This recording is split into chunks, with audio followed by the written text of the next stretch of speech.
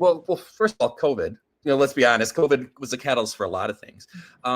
Okay, so I'll give you the full story. So a lot of this started in 2017. I got really hooked on a video game called Persona 5, for those who know. I absolutely love this game. I hadn't played video games in a long time, and I started playing them a little bit. My brother gave me his old PlayStation 3. I'm like, oh, this is kind of fun. But I'm Irish Catholic, so I just can't play video games. I have to get an exercise bike and play video games, so at least I'm doing something while I'm playing. Well, it was my little cousin Matthew, and I always call my little cousin. He's like this tall. He's way taller than me now. He used to be a little, but not anymore.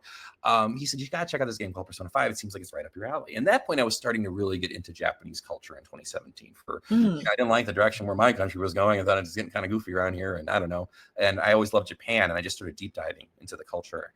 So I played this thing, and I loved it. I thought, this is fantastic. And about halfway through it, I said, this would make a great motion picture trilogy. So a lot of people have, like, guys, I don't have kids. So a lot of guys have like fantasy football. They have things. I make fantasy movies in my head. So for about a year, I just kept jotting down all these mental notes on how I would take Persona 5 and turn it into a motion picture trilogy. Why video games work and why they didn't, especially in those days. There weren't very many successful video game adaptations. Obviously now that has changed. I still think it's a very viable opportunity to make a great film trilogy or whatever. It's such a wonderful story. But then I realized no one's ever going to take my proposal unless I actually do something else first.